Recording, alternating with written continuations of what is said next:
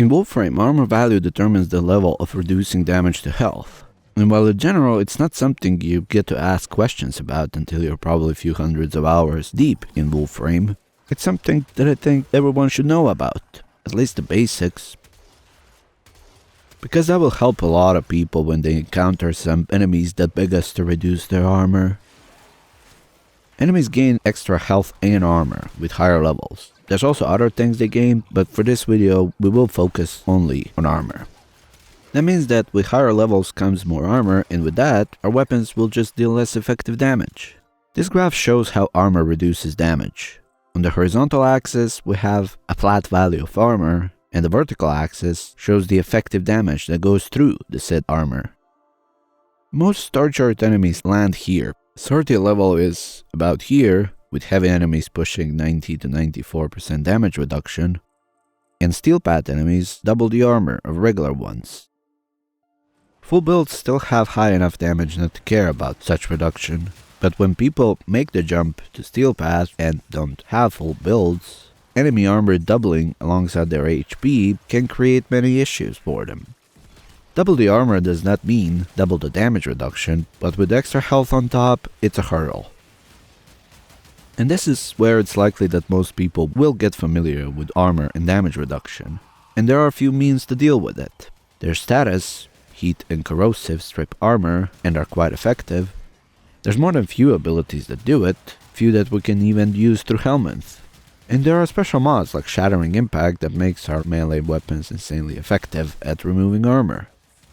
Which one you use depends on use case and your build, and what you focus on, what you can spare, how much do you even need, and how much armor stripping do we really need?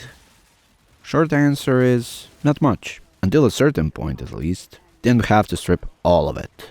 And that certain point is like 2+ hours deep in steel path endurance, which is not something many people care to do. Long answer is that it depends on one's power level. But once you get galvanized mods and those weapon arcanes, I think steel path level enemies don't really need armor stripping to get melted. Most of them at least. And we are not talking about endurance here, just regular mission. Some heavy units might take a few hits extra, but I don't find that to be a big deal. There's a handful of enemies where it really helps to remove armor. Angels, Demolists, Sentients, Trax units, and such. But even for them it's not the only way, and they can flatline just like other more common enemies, with Viral and Slash. Because bleeding ignores armor, and if you can force it, then your life will be easier. You can brute force your way up till a certain point. Atlas is a good example of this because his landslide deals stupid high damage but has no means of scaling itself up. So once enemy armor reduction goes up to a certain point, Atlas needs armor stripping. Another reason to use more armor stripping is to enable some weapons you like.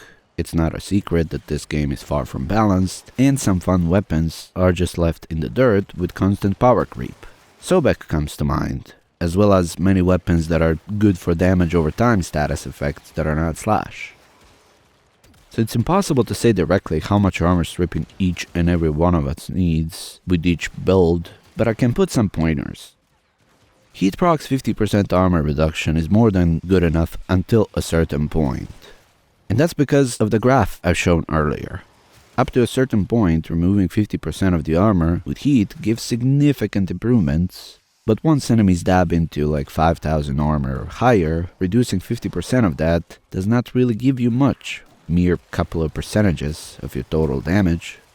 Because when enemies have 1200 armor, reducing 50% of that puts them to 600, which brings down their damage reduction from 80% to about 66%.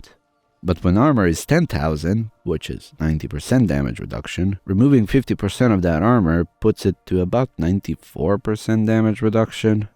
So it does not take an expert to notice that gains are not really strong at that level unless we remove armor completely. But as I said already, before we reach 2 hours of endurance run, the only way we'll siege such high armor is with few heavy enemies, like heavy gunners, bombards and such. Exo enemies, or rather railjack enemies that are Grenier on steroids, have super high armor as well. Most enemies that are considered common mobs lose significant chunk of protection with just heat proc. For Sentients, Demolists, Trax units, Angels, especially on Steel Path, removing armor completely is very effective. Yet, melee heavy attacks can force bleeding, which ignores armor, so we may ignore armor stripping. We can prime the living hell out of them and just swing once. But not every weapon allows for that. If we use weapons with higher damage over time, but lower base, like stacking gas and electricity procs on beam weapons, then armor stripping will enable those weapons to go very far. So it's down to your choice of weapons and means to deal with things. It's definitely a tool worth considering, but it's also something we can ignore for the most part and just brute force our way with higher damage weapons. We can't ignore it when enemy levels are about 1000, but we also need about 3 hours of endurance to see those, and very few people care to do so as it's simply not rewarding. Most people I play with are done after an hour, and for that matter, armor stripping is not a must. But can it help?